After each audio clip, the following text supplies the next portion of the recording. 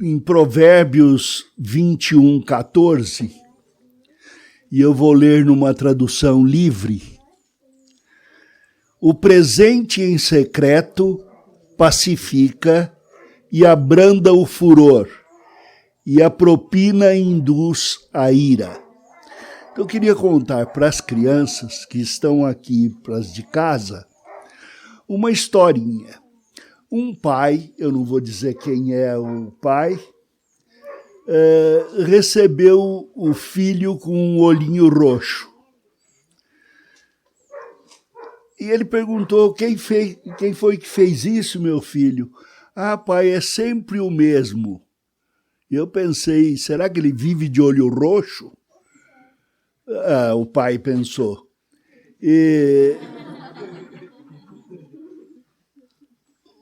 No momento, a vontade é botar o filho para treinar karatê. Realmente, depois, ele até pegou muito bem em alguns campeonatos. Mas o pai leu esse texto: o presente em secreto pacifica e abranda o furor, e a propina induz a ira. E ele pensou: eu vou levar um presentinho. Era algo mais do que um dadinho. E quando ele foi se aproximando com o filho da casa do menino para levar o presente em secreto, ele viu uma sombra correr, subir uma escada e ficar em cima do telhado. Aquela carinha sardenta, de cabelo arrepiado, olho grandão, admirado. O que será que ele vai fazer? Certamente havia culpa no coração dele. Se agora ele conta para o meu pai, e meu pai me deixa trazer o roxo, vou apanhar que nem cachorro sem dono. Não podia falar isso, né? Nem no filho pode bater, muito menos no cachorro, né? Mas eram aqueles tempos que podia. O pai chegou à porta da casa, cumprimentou o pai do menino e disse: meu filho é amigo do seu filho. Eles vão à escola juntos. E meu filho quis trazer um presente. Ao falar a palavra presente, o menino já desceu da escada e ficou olhando da janela. Que por presente a gente até apanha, né? Percebendo que ninguém ia dizer da briga, ninguém ia dizer do abuso, o menino foi à sala. O pai passou a mão dele, o presente, e falou: abre. Ele abriu, deu um sorriso. O certo é que, pelas semanas seguintes, a escola escutou: ninguém mexe com esse menino, porque agora eu sou protetor dele. Bem, o que é que isto ensina? Que o presente dado em secreto aplaca a ira, mas não como propina, porque a propina desperta o furor. É claro que, ao ver o presente, o menino sentiu culpa, mas depois ele percebeu a graça do gesto, a graça de Deus no gesto, e se tornou acessível. Daí é que a gente vai pensar um pouco sobre amar o próximo é fácil, mas o Senhor Jesus manda amar o inimigo. E há uma razão para amar o inimigo, para demonstrar graça. Vamos tratar disso, então, com os adultos, no texto do sermão, que está em Romanos, capítulo 5, os versículos de 5 a 11. Vamos orar antes. Ó Pai amado, dá compreensão a este teu pequeno e fraco servo. Mas sou teu filho.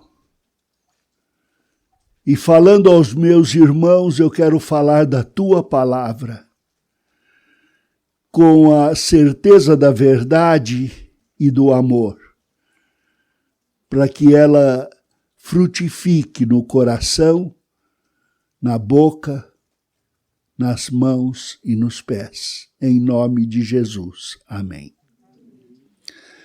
Lendo então Romanos 5, a partir do versículo 5. E a esperança não causa decepção, visto que o amor de Deus foi derramado em nosso coração pelo Espírito Santo que nos foi dado. Ora, quando ainda éramos fracos, Cristo morreu pelos ímpios no tempo adequado. Porque dificilmente haverá quem morra por um justo, pois talvez alguém até ouse morrer por quem faz o bem. Mas Deus prova o seu amor para conosco por ter Cristo morrido por nós quando éramos pecadores. Assim, agora justificados pelo seu sangue, muito mais ainda seremos por ele salvos da ira. Porque se nós, quando éramos inimigos, fomos reconciliados com Deus pela morte do seu Filho, muito mais estando já reconciliados, seremos por ele salvos pela sua vida. E não somente isto, mas também nos gloriamos em Deus, por meio de nosso Senhor Jesus Cristo, pelo qual recebemos agora a reconciliação. Eu tenho visto muita gente desesperada, desde aqueles que se desesperam em silêncio, ou até os que saem gritando como quem quem vê filme de zumbi. Esse desespero que nós sentimos é um senso de injustiça. Esta ligação é feita na Bíblia, mas nós podemos perceber. Nós nos desesperamos quando somos impotentes. A situação é demais para nós, as pessoas são demais para nós, ou nós nos julgamos pequenos demais para as situações, para as pessoas. Existe até um livro chamado Inverno da Nossa Desesperança, onde o realismo toca lá no fundo do peito. Eu gosto muito de filme. Então, de vez em quando, eu assisto filme histórico, de vez em quando eu assisto um filme que vocês recomendam, mas o que eu gosto mesmo é de Bang Bang. O filme de ação, eu posso ver 500 mortes. Por exemplo, eu tenho assistido Agatha Christie. Lembra a Agatha Christie, a escritora? Ela mata pelo menos 5 em cada livro. Eu nunca convidaria para comer em casa Miss Marple, nem o Monsieur Poirot, porque é só chegar que alguém morre. Mas eu não ligo para isso. É fantasia, é romance. O duro é assistir filme francês, dinamarquês, sueco, onde o existencialismo arranca a unha da gente a seco, a frio. Mas essas pessoas desesperadas com esse desespero de que eu estou falando, ou elas abrem mão de tudo e vão morar debaixo da ponte, é por isso que existe o sem-teto, ou elas ficam se agarrando a tudo. Agarra o dinheiro, agarra ídolos, agarra a beleza, agarra as amizades, se agarra a tudo para não se afogar na dor existencial. O que complica a nossa vergonha, e é aí que temos de parar um pouco, vergonha aqui na Bíblia, é a mesma daquela eu não me envergonho do Evangelho, e agora vai dizendo que a esperança é que nos retira da vergonha, frustração, culpa de pecado cometido e fraqueza. Essa vergonha. E o que complica essa vergonha de sermos filhos de Deus, irmãos e servos do Senhor Jesus Cristo, é a sombra da lei. É complicado, né? Por exemplo, a lei diz que todo mundo tem de usar máscara. Não importa se os maiores médicos disseram que máscara não voga nada. Claro, por que eu uso? Eu sou imunossuprimido. Sabe o que quer dizer isso, né? Minha alma é suprimida porque mandam em mim. Não faz isso, não faz aquilo, toma cuidado. Então eu uso máscara para não pegar o que vocês podem me passar. Devia pôr tampão no ouvido também, né?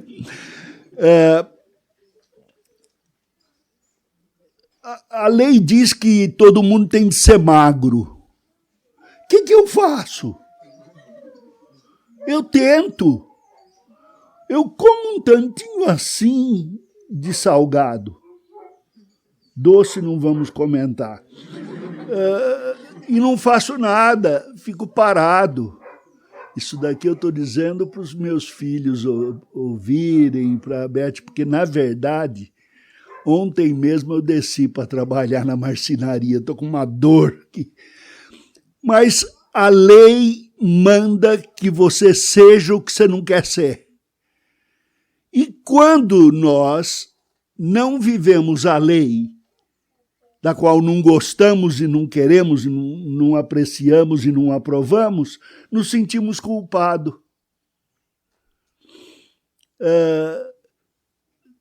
É preciso que todo mundo seja bonito. Eu não sou e fico culpado. Eu sou feio. Né? Essa é a lei dos homens. Agora, existe a lei de Deus.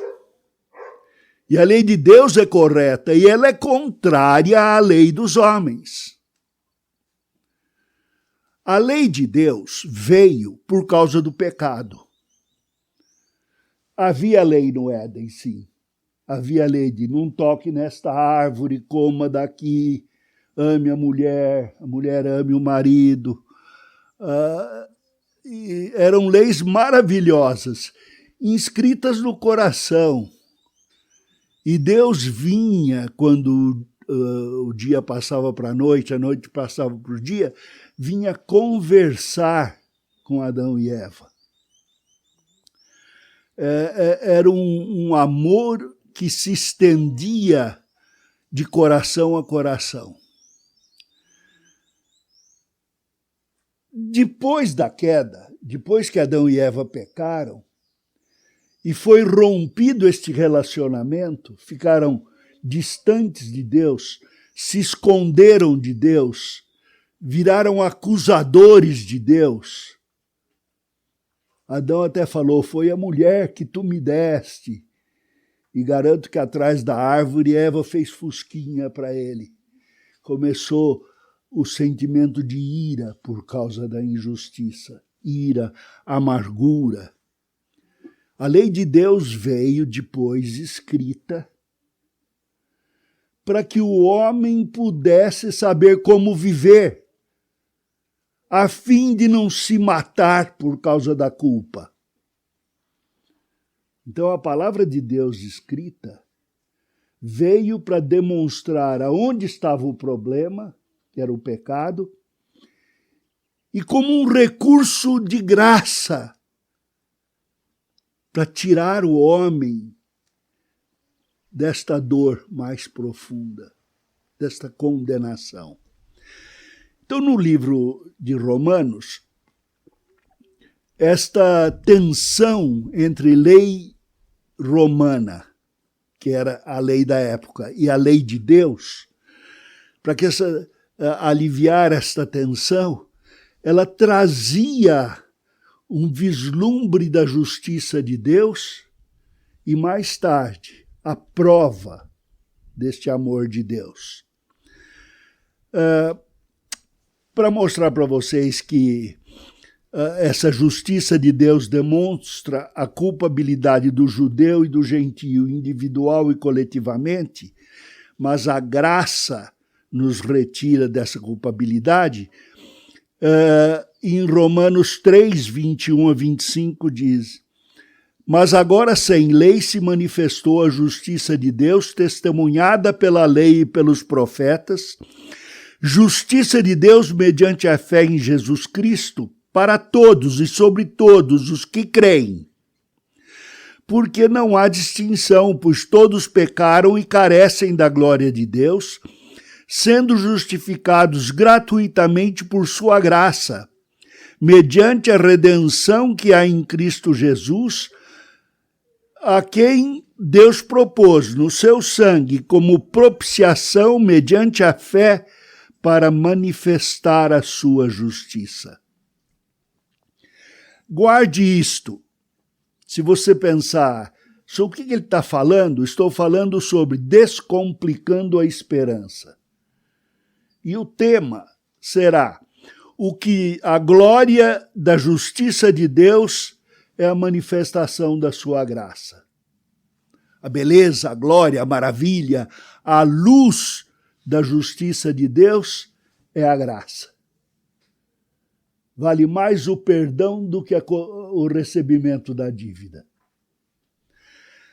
O que descomplica a nossa fé, crença, esperança, confiança, é o amor de Deus. Assim como ele vinha no Éden falar com Adão e Eva, demonstrando o seu amor, no seu amor em Cristo, descomplicamos a nossa esperança e adquirimos mais fé e confiança. Deixe-me falar um pouco sobre o amor de Deus causando a consciência espiritual da paz com Deus. Dizem os versículos 5 e 6. Ora, a esperança não confunde, ela descomplica. Ora, a esperança não confunde, porque o amor de Deus é derramado em nosso coração pelo Espírito Santo que nos foi outorgado. Porque Cristo, quando éramos ainda fracos, morreu a seu tempo pelos ímpios. Existe uma confusão sobre o amor. E as pessoas gostam de pegar na perna de toda deixa que é dada.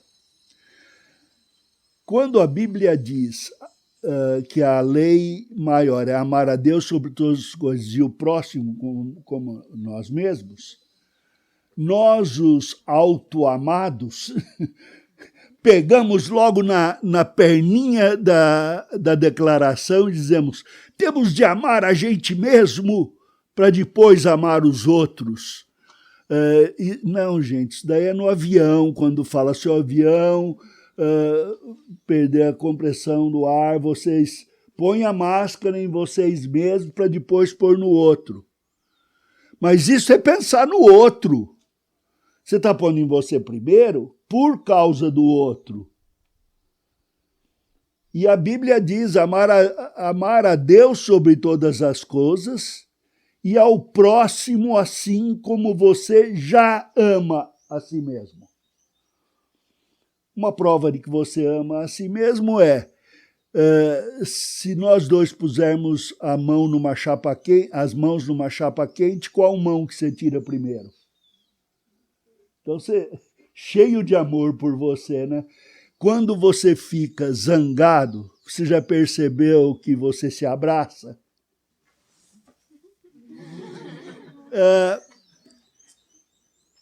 A Bíblia está falando aqui do amor de Deus e não do nosso.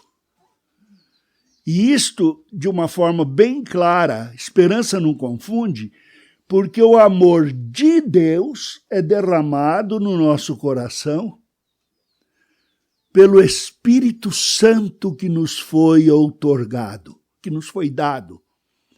Dado de presente, por isso que eu dei o dadinho lá. Deus nos deu a habitação do Espírito Santo, mais real do que o concreto da sua calçada, pode ser destruído e transformado em fumaça. Mas o amor de Deus não cessa. E esta consciência do amor de Deus deveria estar no nosso coração mais do que a nossa amargura. Mais do que aquela transferência de culpa. Por que você comeu essa fruta? Era uma coisa de fruta que tinha lá no Éden. Foi o marido que o Senhor me deu. Foi a mulher que o Senhor me deu. Em suma, foi o Senhor que deu. Então o culpado é o Senhor. E eu mesmo, quando em pecado, já disse, eu não pedi para nascer. Mas nascer, viver, em si só é uma bênção. Eu amo esta vida. Eu amo esses pássaros. Quem dormiu aqui ouviu o galo cantar. Eu amo a vida porque você está aqui. Olhar os olhos, saber que eu não estou sozinho. Esta experiência do amor de Deus deveria ser uma constante, o amor de Deus, não o nosso. Não depende do que eu sinta, depende do que Deus sente por mim. É isso que eu vou transferir aos outros. Deus efetua sua obra bem lá dentro, no centro motivacional e emocional da pessoa. Lá dentro onde você é você. Deus imprime a sua obra. O seu amor atua transformando a nossa vida, transformando para melhor. Não é uma fé psicológica, é o Espírito de Cristo. Agora, eu disse não é uma fé psicológica. Quando eu tive um problema de infecção na coluna, me diziam, essa dor é psicológica. E a vontade é dizer, não, é na coluna. Mas escuta, qual dor que não é psicológica? Quando é que eu não sou psicológico? Quando é que eu não tenho psique? Ah, sim. Assistindo um filme da Agatha Christie, quando o cara morre, aí a dor não é mais psicológica. Mas enquanto eu viver, ela existe. Mas é mais do que isso. É espiritual esta minha experiência.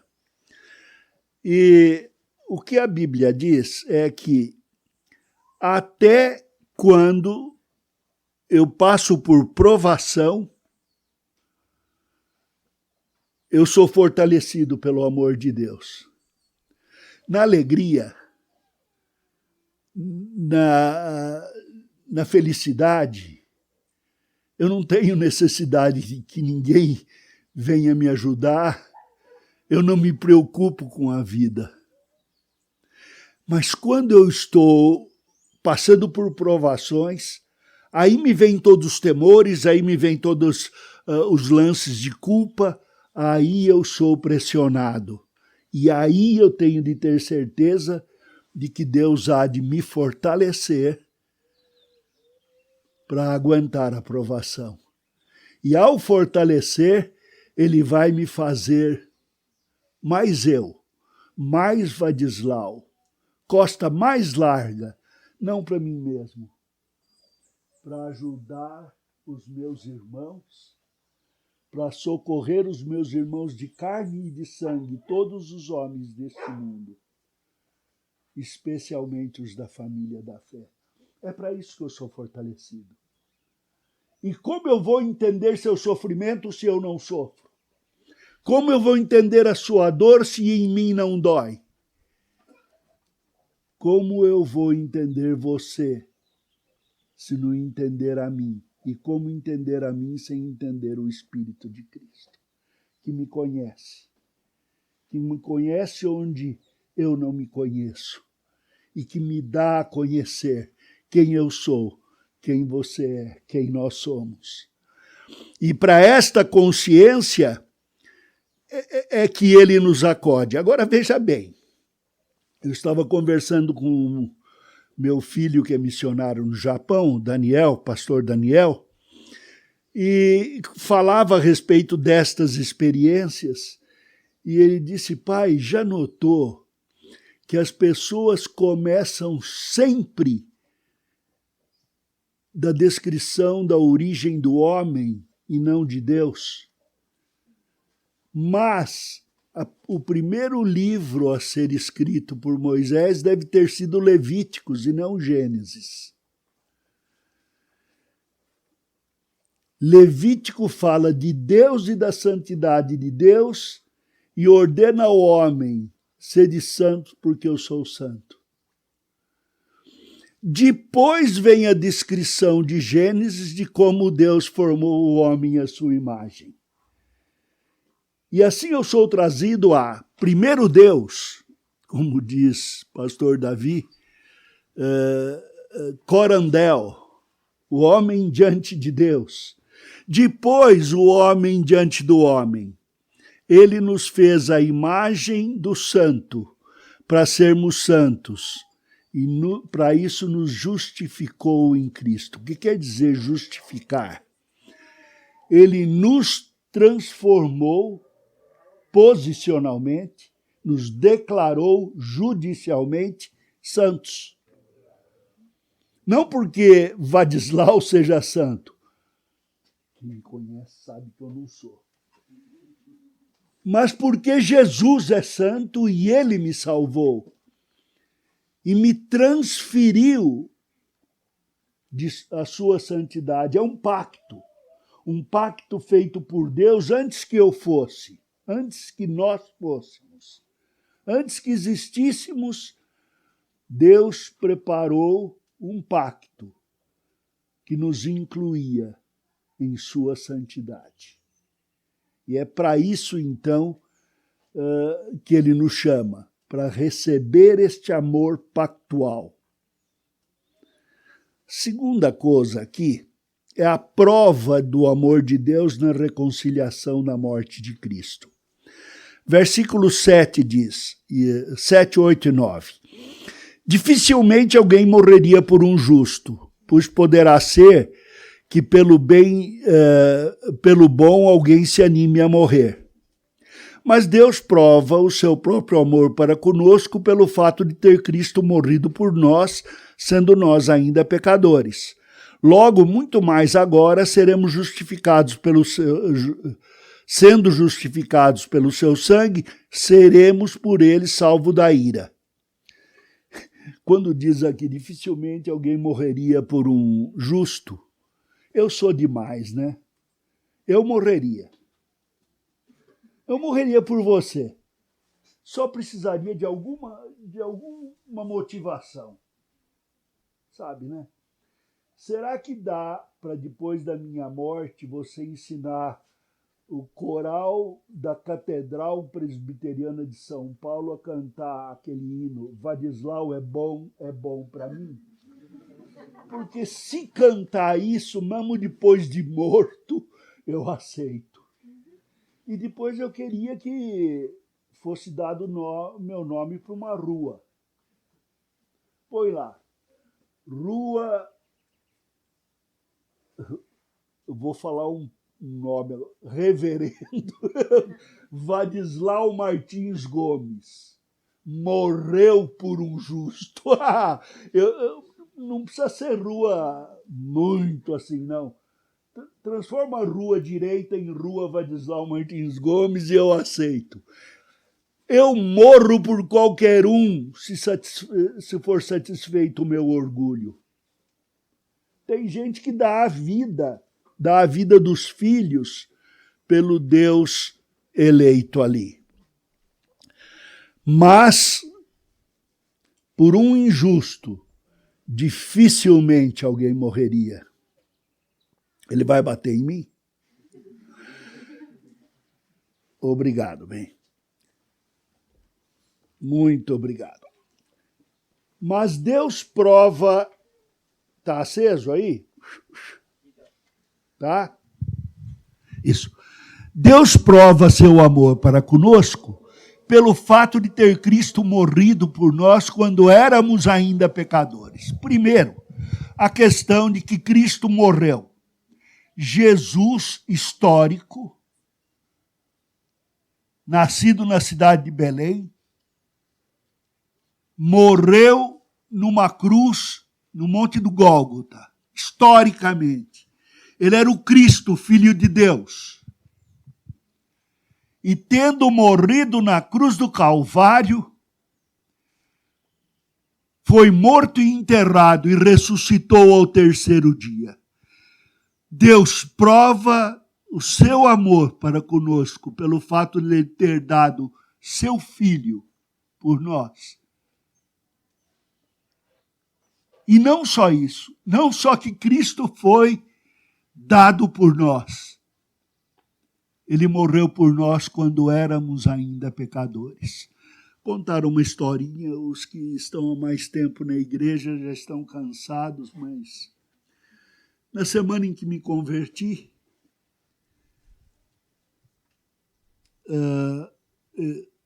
eu havia sido expulso do acampamento Palavra da Vida. Uma pequena briga em que algumas camas foram quebradas, tal. Cheguei antes do acampamento, fui mandado embora antes de começar. Mas como no dia em que eu saía de lá, eu entreguei a minha vida a Jesus, me permitiram voltar depois. E ali o Eliezer,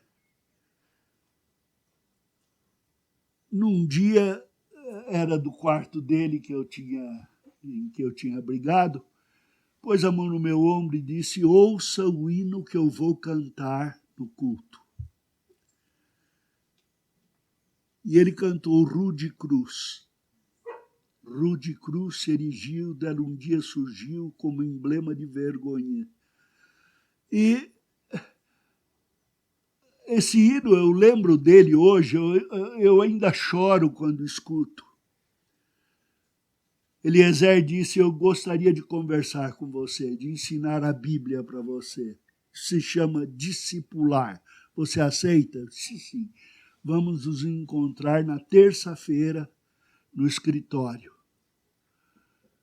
Escritório da Palavra da Vida. E eu fui. E que raiva, que injustiça. Prometeu e não cumpriu. Eliezer não chegou. Eu vou cobrar essa dívida. Telefonei no dia seguinte para a casa dele. Passar uma descompostura.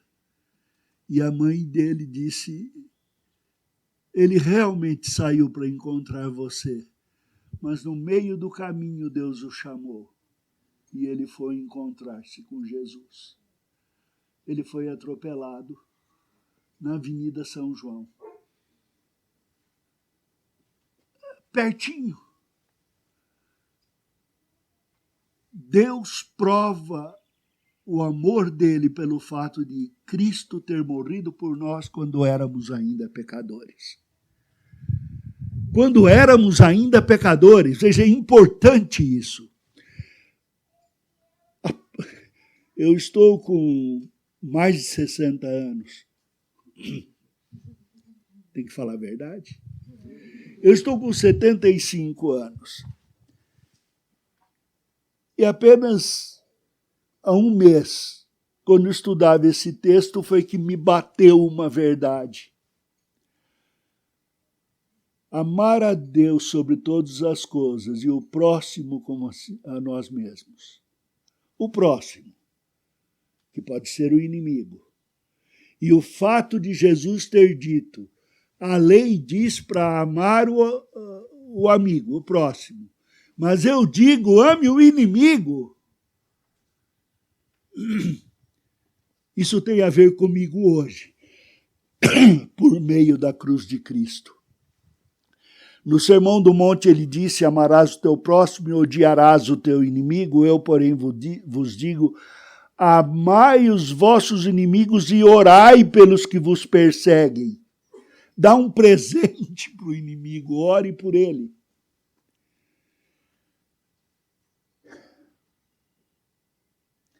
Mais uma vez lá com o filho do Japão.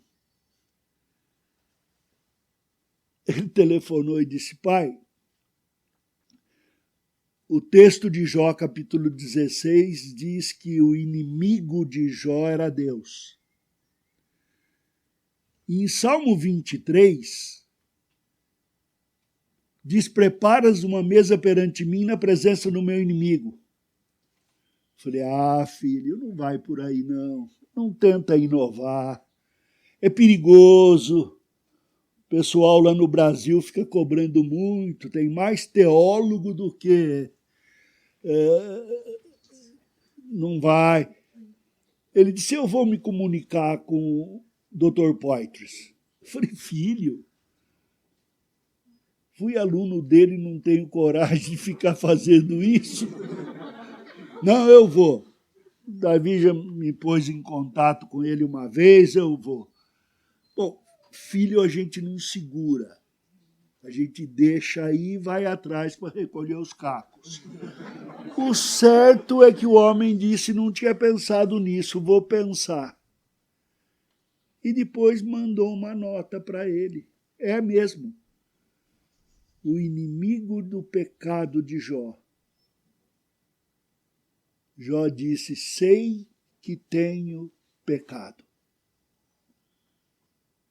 Mas eu tenho um advogado diante do meu inimigo. E depois disse, sei que o meu Redentor vive.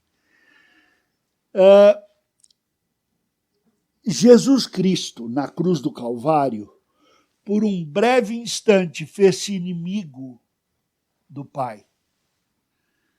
O Pai, o Filho e o Espírito são um. E no fundo desta identidade, houve uma dor profunda. Impossível haver separação, mas a dor profunda foi sentida, a dor existencial, a minha dor, o meu senso de culpa, a minha consciência pesada, os meus atos pecaminosos, fatuais, foram jogados sobre o Senhor Jesus Cristo. Deus prova seu amor para conosco pelo fato de ter Cristo morrido por nós, quando éramos ainda inimigos.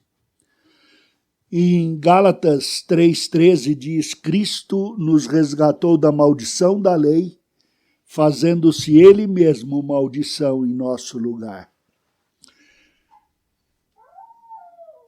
Com o seu sangue, Cristo pagou a Deus, a quem devíamos, o preço do nosso resgate, para tornar-nos justos. Fomos resgatados da injustiça. Por fim, deixe-me correr, fomos salvos pela morte de Cristo e somos salvos pela vida de Cristo.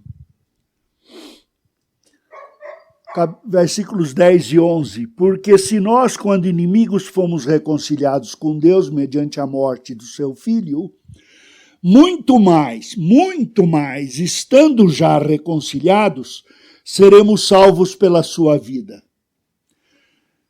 E não apenas isto, mas também nos gloriamos em Deus por nosso Senhor Jesus Cristo, por intermédio de quem recebemos agora a reconciliação. Lembrando,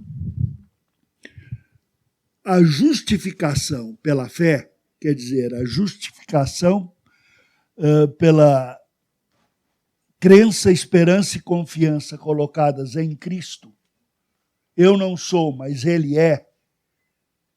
E eu sou dele e Ele é meu. E Ele habita em mim. E me transformará à imagem dele para que eu seja como Ele é. É a minha esperança. Isso insufla meu peito. Manuel Bandeira, vocês conhecem?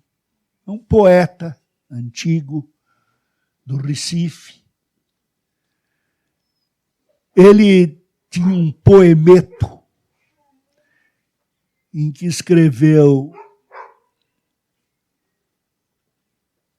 eu não me lembro agora, quando eu tinha 9 anos, ganhei um porquinho da Índia.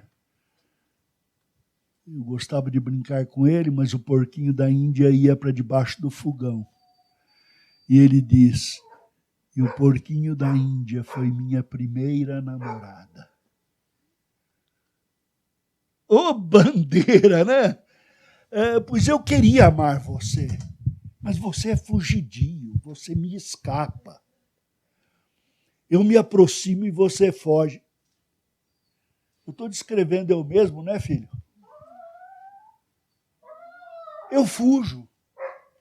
Eu fujo porque não quero que você me conheça, não quero que você saiba que eu sou fraco, não quero que você saiba que eu peco, eu não quero que você saiba que tudo. Então eu fujo e culpo você. A culpa da minha infelicidade é a sua proximidade. Mas o Senhor vem e me confere a esperança de ser conhecido e de conhecer. Ele me conhece e me dá conhecê-lo. E conhecer-me como ele me conhece. E então eu me aproximo de você sem medo, podendo entendê-lo. Uma vez uma garota irada disse, o que Paulo entende de casamento? Eu disse, espera.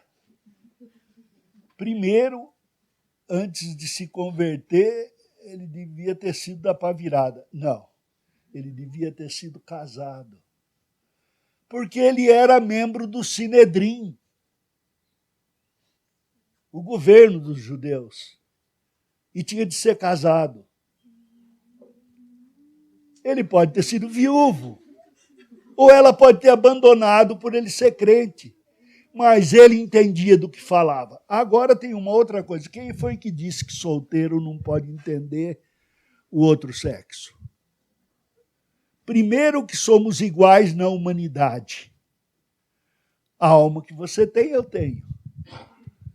Segundo, que Deus me deu uma inteligência para saber a vida. Terceiro, que Deus te deu sabedoria para falar o que você sente. Deus é o grande comunicador e habitando em nós, Ele nos dá comunicação. Fala da sua dor que eu entendo. Olha aí os conselheiros psicológicos aí. Nós podemos entender o outro.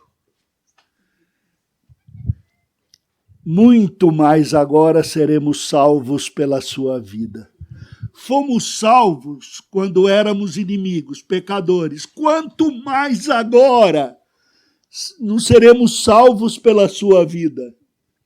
Ele vive, eu vivo.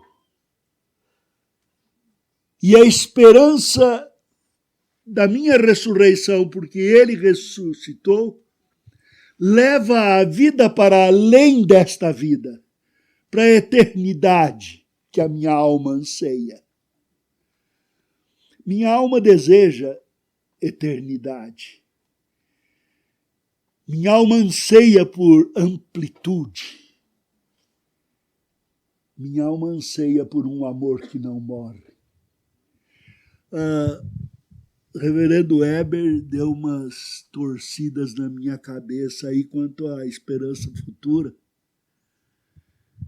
Agora eu acho que se eu não for continuar o casamento com a Beth, porque isso daí é discutível lá na eternidade, pelo menos a aliança de fidelidade ali vai ter, eu vou poder ficar conversando com ela.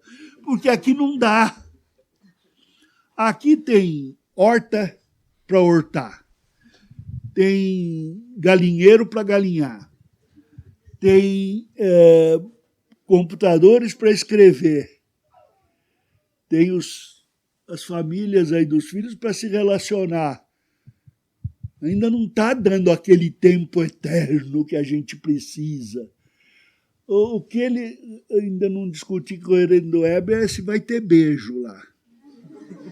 Mas então eu beijo aqui com um beijo eterno. Por que essa euforia?